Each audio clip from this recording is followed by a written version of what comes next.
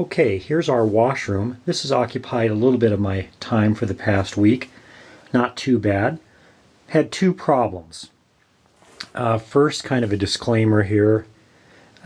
Although I use and enjoy Kenmore products, in this case we use a Kenmore 90 series washing machine and dryer. I want to assure you that there are all kinds of other brands out there that serve equally well. We just happen to have had a lot of good luck with these two units. Each is over a dozen years old. I think the dryer is approaching 17 years old. I don't remember for sure, but I did write the purchase date on the back of each appliance. Anyway, what's occupied my time this last week are two things. One, on the washing machine, these special hoses that we purchased a number of years ago are especially popular in cold climates like here in Colorado. These are stainless steel kind of shrouded hoses to keep them from bursting, especially while you're away on vacation.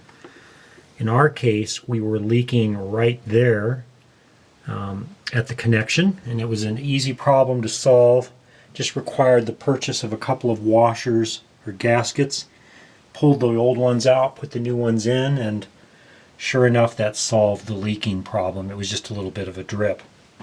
And again, I always remind people, even if you have these burst-proof hoses like we do, I still recommend that you shut your water off if you're going to be away from the home for any extended period of time, because I have heard stories of basements filling with water from leaking washing machine hoses.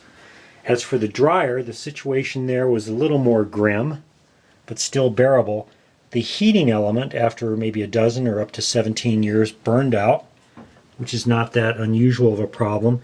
This was easy to find. I've separated it a little bit here, but you can see where the 220 volt heating element or wire actually burned and broke right there. And these things are not cheap. Prices locally in the Denver area ranged from anywhere from about $40 to $75, not including tax. So it's an expensive little piece, but I got lucky and found one on the internet for $20.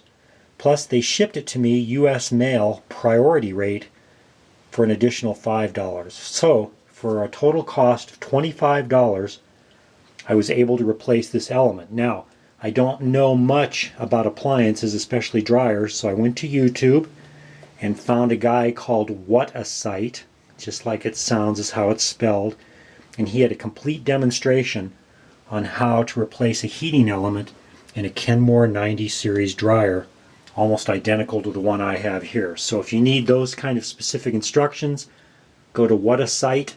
It's a great video, and I'll try and reference it in the text adjacent to the video that I'm posting. Anyway, it's kind of a neat little setup. I thought I'd show you briefly how the dryer works and what these coils look like when they're glowing red hot. And again, I'd caution people, don't play with this electrical stuff at home or anywhere else.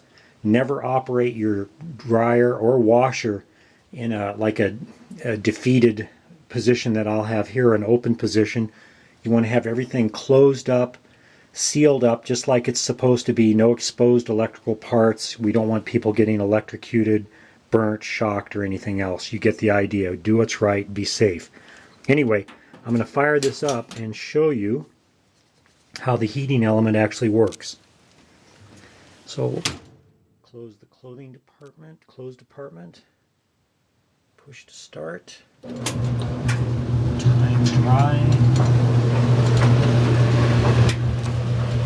And there's some of the shroud and other pieces that I removed. And there's the working heating element.